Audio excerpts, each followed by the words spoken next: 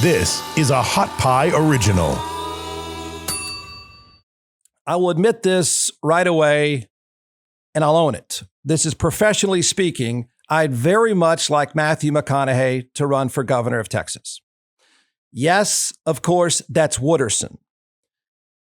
If you don't know Wooderson, then almost every time from now until election day, if he really does run, prepare yourself to hear the clip over and over again of Wooderson.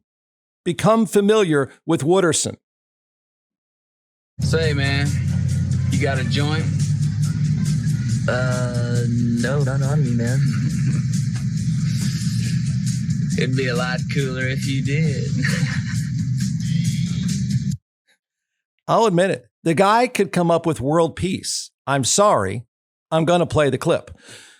But Matthew McConaughey running for governor of Texas would be great for my business. So I'm admitting right away, if you say, come on, Ward, you're not supposed to be a partisan hack, but you sound like a partisan hack. You're in favor of this guy. You better believe it, because it would be good for my business.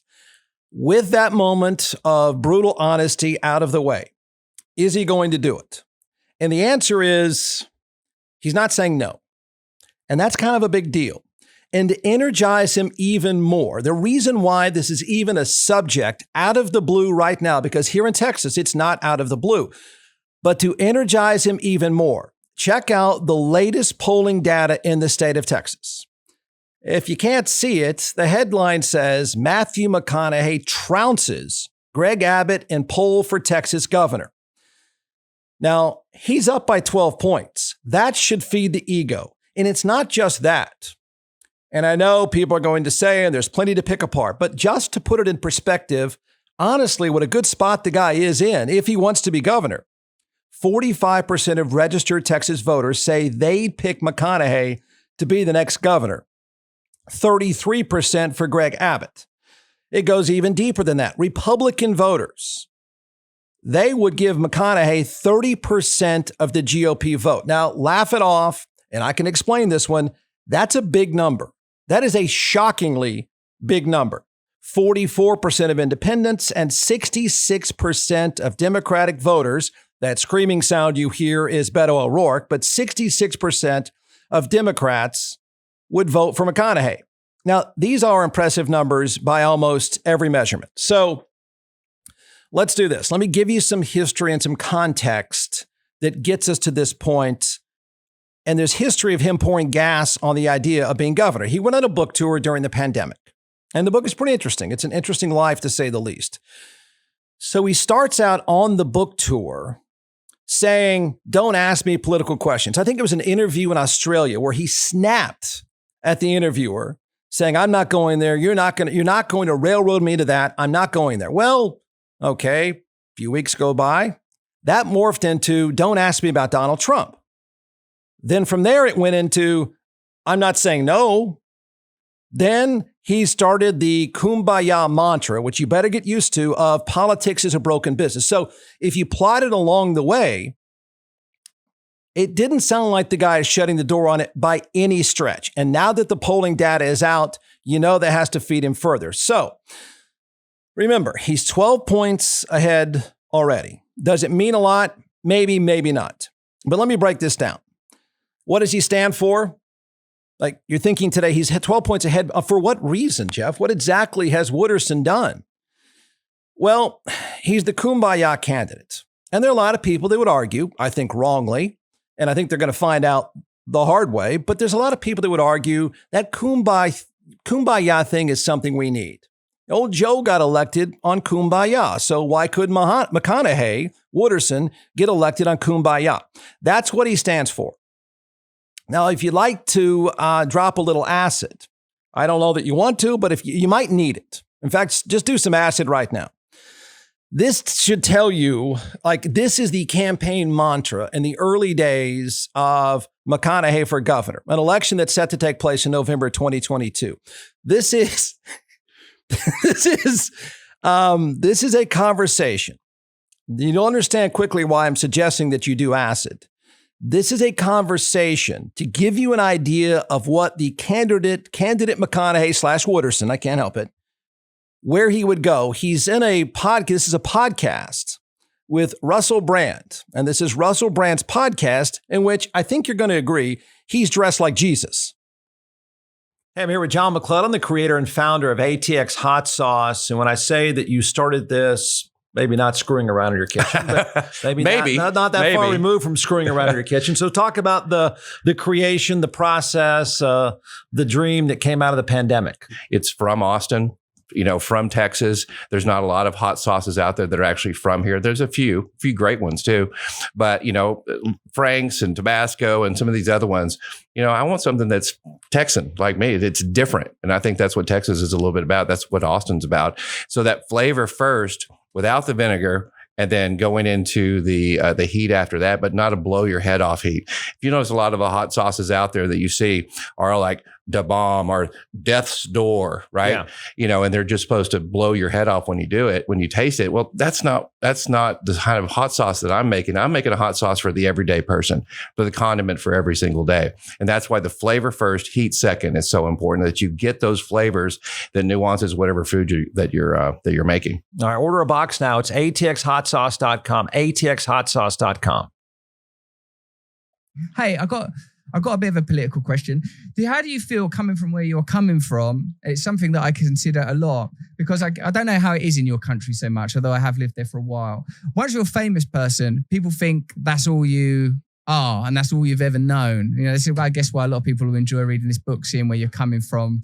The sheer amount of times you find yourself naked and in fist fights and brawling and stuff. Like, sometimes I feel that people don't reckon that people come from anywhere. Now, we live in a time, I feel, in my country and yours, where there's this sort of, I have sensed a lot of condemnation and criticism of what I might describe as ordinary working people, a kind of offhandedness of like, oh, they're dumb, they're voting for Brexit, they're voting for Trump. I don't like it, and I don't like to hear it because of my own experiences and my own upbringing, which I'll happily testify are not nearly so dramatic as yours there, but like in terms of where I sit in a class grid, it's I spend enough time with people that are being described in this manner to feel ill at ease with it. How do you feel about like that kind of judgment? How do you feel when you talk about these values that you were describing earlier? Do you feel that there is a way of meshing together these apparently disparate groups now, these liberal professional classes and these what you might describe as working ordinary people of any color or variety? That's my hope. I do think so, because the work I've got to do is defining the science behind why they're valuable, the science behind why they work, the science behind why that doesn't mean you have to now come over, and it doesn't mean that you're coming over to the proverbial other side. I say this, I say, I'll meet you in the middle. I actually think that is more of a dare right now than it's ever been. Yeah. That spot again is not like, oh no, not going there. Somebody said to me that is, oh yeah, meet you in the middle. You know, it's in the middle of the road, McConaughey, yellow lines and dead armadillos. I said, let me tell you something, bud. I said, I'm walking down the yellow line right now, and the armadillos are running free, having a great time. I said, you know why? I said, the other two sides, the two vehicles on either side of the political aisle are so far apart, their fucking tires aren't even on the pavement anymore. I mean, so trust me, it's free over here. There's plenty of room, And I almost feel like it's a move to say, no, let's get aggressively centric. I dare you. It's not a recession. It's an aggressive move.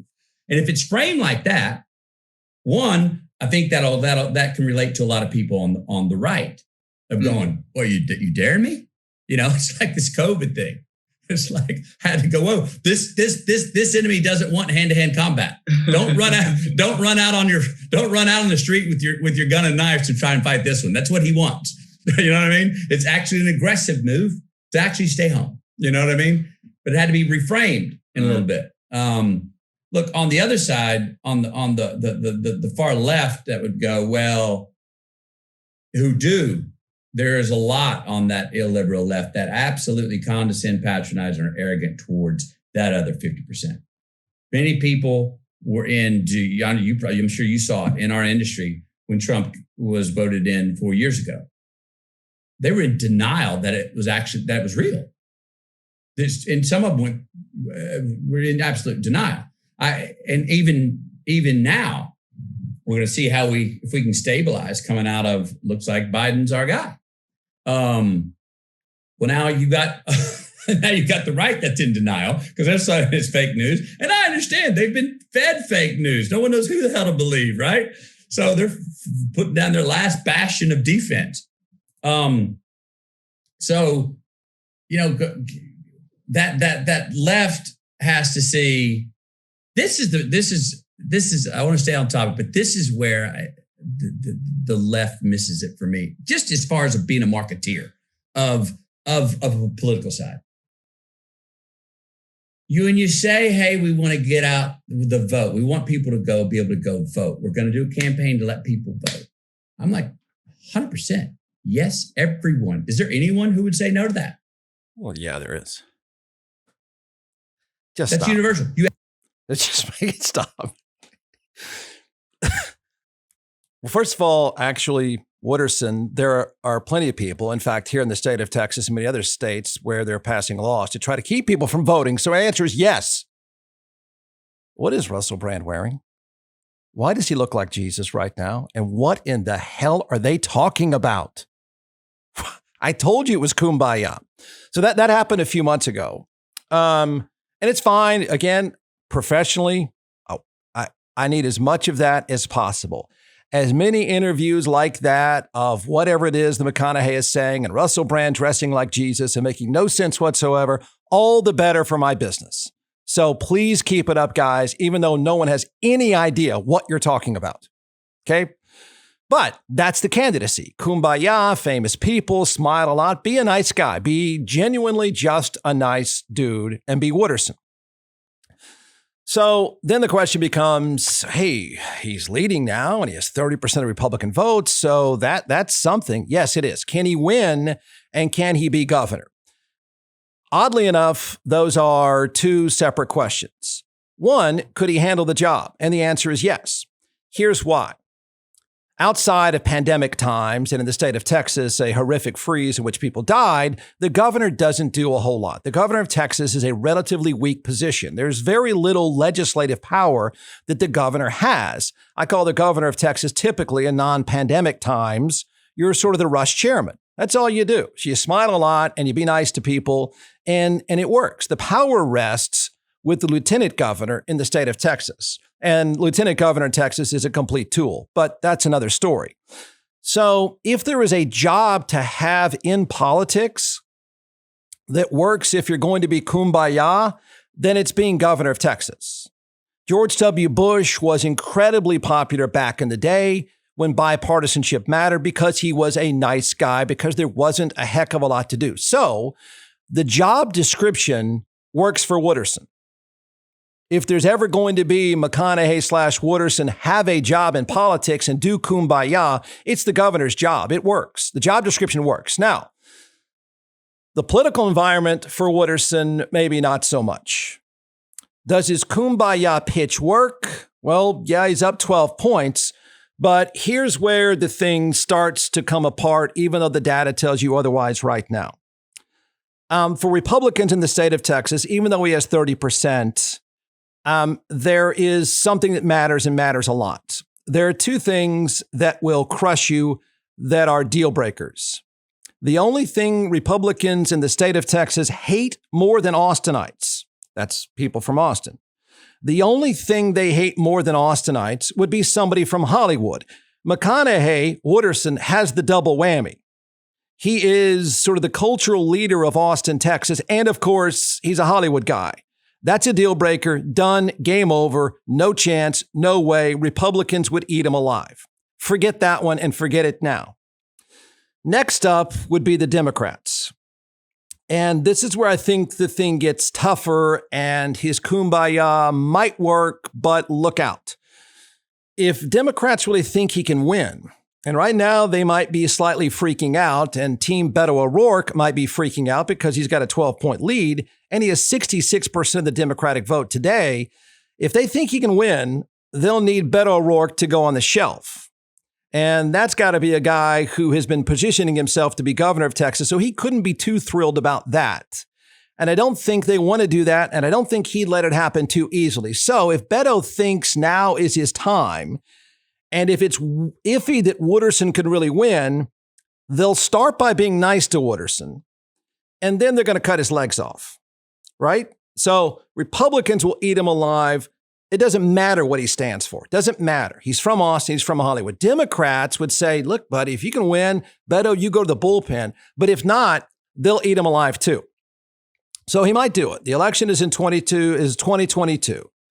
And every month that he goes by that he doesn't say no, it becomes more realistic that he would run. Now, that said, and again, professionally, I'm admitting I want the guy to run. I want as many Russell Brand, dressed like Jesus interviews, as many Wooderson references as humanly possible between now and November. Of course, professionally, I want the guy to run. He's good for my business. But at some level, everybody has to be thinking the same thing. Why would you turn your life, if you're Matthew McConaughey or any normal human being, why would you turn your life upside down by getting into politics? There can't be, I don't know if people still do crack. I don't know if crack still exists, but there is no worse crack than politics. But Wooderson, please do it. But I'll say you're crazy if you do.